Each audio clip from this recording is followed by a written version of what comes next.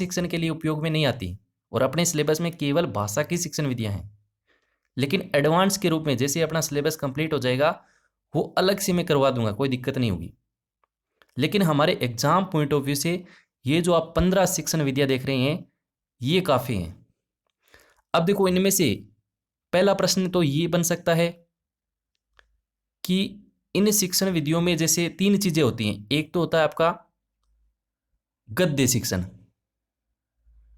गद्य शिक्षण, एक होता है पद्य शिक्षण, एक होता है आपके व्याकरण शिक्षण। 3 चीजें होती हैं।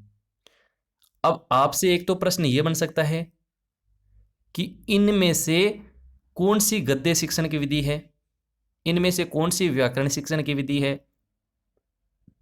इनमें से कौन सी पद्य शिक्षण की विधि है। एक प्रश्न तो ऐसे बन सकता है। तो इसको मैं आपको अंत में कराऊंगा कि व्याकरण शिक्षण की प्रमुख विधियां कौन कौन सी हैं, गद्य शिक्षण के लिए कौन कौन सी प्रमुख विधियां हैं, पद्य शिक्षण की प्रमुख कौन कौन सी विधियां हैं। तीनों को मैं अलग से आपको लिखवा दूंगा। देखो, सारी चीजें मिक्स करके मत पढ़ा करो। कई बार क्या होता है कि मैटर अपने पास है, लेकिन हमें खुद को पता नहीं रहता है कि प्रश्न कैसे आएगा और हमें पढ़ के किस हिसाब से हम पढ़ रहे हैं। सारा जो मैटर है वो एक जगह मिक्स हो रखा है, कोई मतलब ही नहीं है इस चीज़ का। नहीं, सीक्वेंस के साथ पढ़ो, दिमाग में एक इमेज तय करो कि हाँ यार, हमें वो चीज़ वहाँ से पढ़नी है, वो चीज़ उसके लिए इंपॉर्टेंट हो सकती है। दूसरा प्रश्न यहाँ से ये बनेगा कि मान लीजिए इन शिक्षण विधियों में कौन सी प्राथमिक शिक्षण के लिए उपयोगी है, कौन सी छोटे बच्चों के लिए उपयोगी है, कौन सी इसमें माध्यमिक स्तर पर उपयोगी नहीं है। तो ऐसा प्रश्न बन सकता है।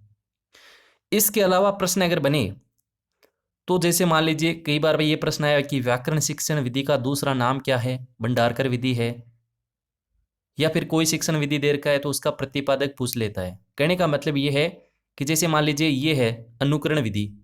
अब इस अनुकरण विधि में क्या क्या चीजें हैं, कितने प्रकार का अनुकरण होता है, लेखन अनुकरण क्या है, यानी इन विधियों के अंदर कोई जो मोटी मोटी बात है, जैसे भाषा संसर्ग विधि है तो इसमें मोटी मोटी क्या बात है, द्विभाषी विधि है तो इसमें क्या चीजें हैं, समवाय विधि है, बुनियादी शिक्षा कौन सी शिक्षण विधि से संबंधित है, जैसे वाचन विधि है तो वाचन विधि में क्या चीजें हैं, कितने प्रकार का वाचन होता है, प्राथमिक स्तर के लिए छोटे बच्चों में वाचन कब शुरू होता है। इस प्रकार के प्रश्न यहाँ से बनेंगे।